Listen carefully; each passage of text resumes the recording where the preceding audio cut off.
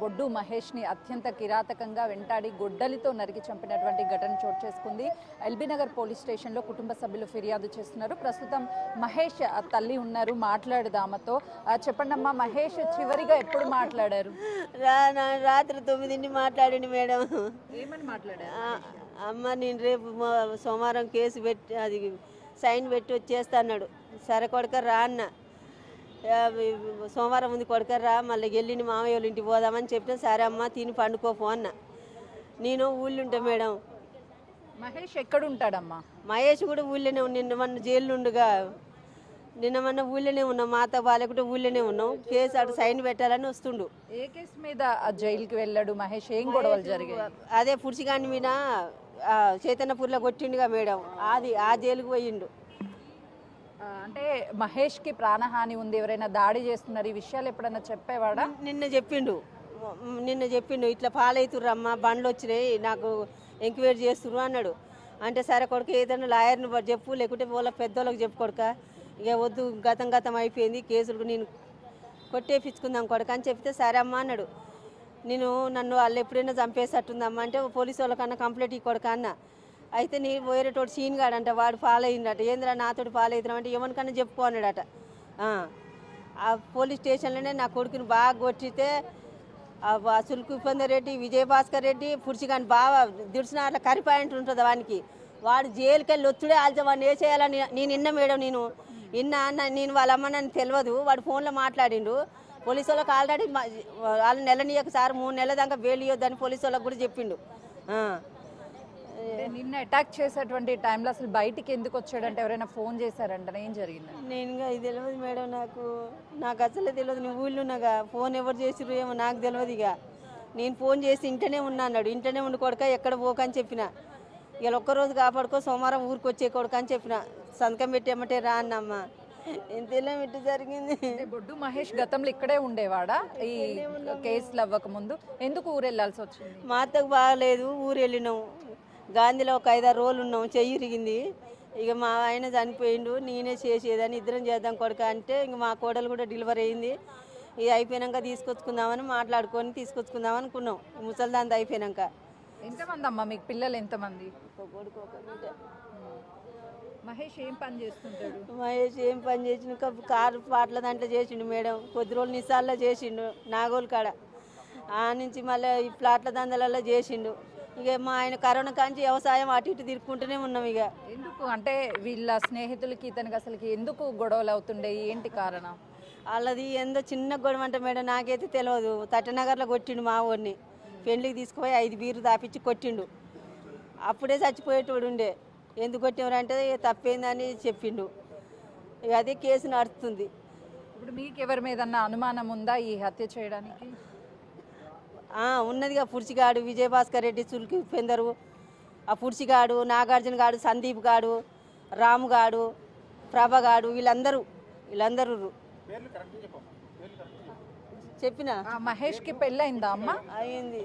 ఎన్ని సంవత్సరాలు అవుతుంది? 2 సంవత్సరాలు అవుతుంది. పిల్లలు ఉన్నారా? పాప ఒకటి. అంటే ఎంతో అల్లారు ముద్దుగా పెంచుకున్నారు మీరు కొడుకుని. కళ్ళ ముందే ఇక్కడ గొడవలు అవుతున్నాయని చెప్పేసి ఊరెళ్ళారు. అసలుకి ఇప్పుడు పరిస్థితి ఏంటమ్మా? గొడవలు అవుతున్నాయని రమ్మన్నమ్మ. నేను ఓ కొడుక ఊళ్ళోనే ఉందామని చెప్పిన. నేను ఓ అమ్మ, అందరింటి చేసి కొట్టిరు నా కొడుకుని. ఓ కొడుక నాకు న్యాయం జరగాల కొడుక. ఓ కొడుక, చిన్న గొడవలు గడిపోయి పెద్ద గొడవలు నా కొడుకు పానాలు తీసిర్రు. ఓ అమ్మ, మేనైతే పుడిచి అమ్మ.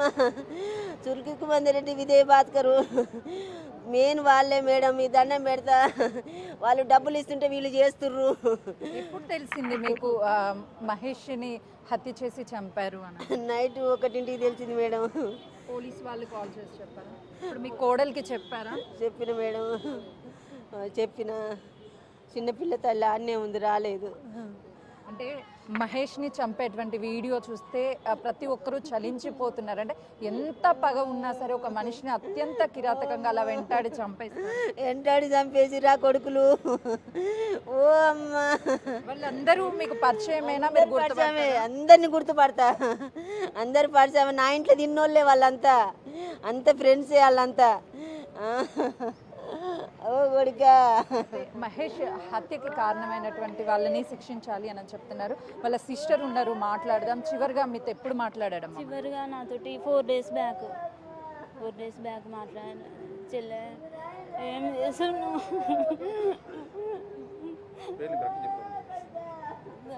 ఫోన్ చేసి మాట్లాడిండు మేడం 4 days బ్యాక్.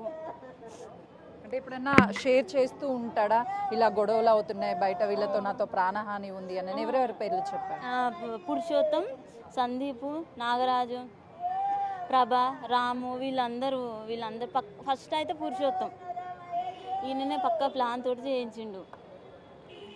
అంటే ఇప్పుడు సాధారణంగా ఫ్రెండ్స్ మధ్య గొడవలు అవుతూ ఉంటాయి, కానీ ఇంత కుట్రపూరితంగా ముందుగానే గొడ్డలు తీసుకొచ్చి కారుతో గుద్దేసి అసలు అలా చంపుతారు అని ఎవరు ఎక్స్పెక్ట్ చెయ్యం.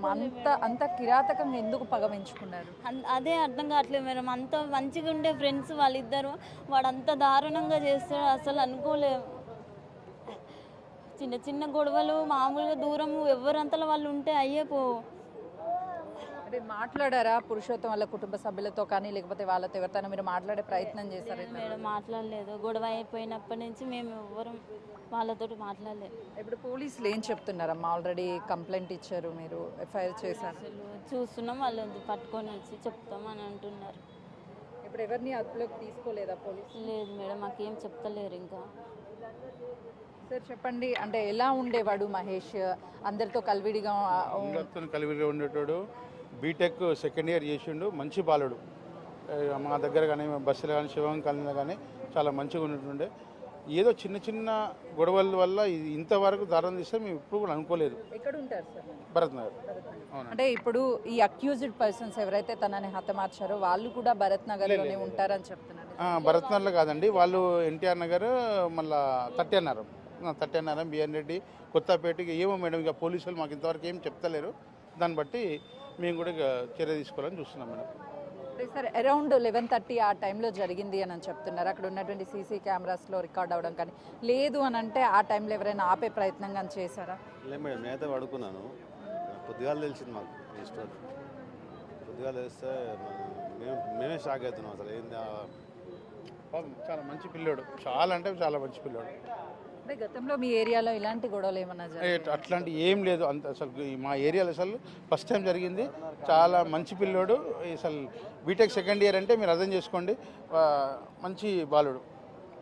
అదే చూస్తున్నాం కదా, మహేష్ అందరితో ఎంతో చక్కగా ఉండేవాడు, ఎలాంటి గొడవలకు కూడా వెళ్ళాడు. కానీ నిన్న 11:30 గంటల ప్రాంతంలో తనకి సంబంధించినటువంటి వ్యక్తులే అక్కడికి వచ్చి తన మీద అత్యంత కిరాతకంగా దాడి చేసి హతమార్చినటువంటి ఘటన చోటు చేసుకోవడంతో కుటుంబ సభ్యులకు తెలిసిన వెంటనే కూడా ఇక్కడికి చేరుకొని పోలీస్ స్టేషన్లో కంప్లైంట్ చేశారు.